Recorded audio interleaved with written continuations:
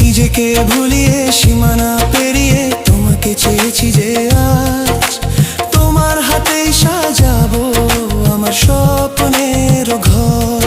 আমি তোমার প্রেমে পড়ে দুনিয়া ভুলে গেছি।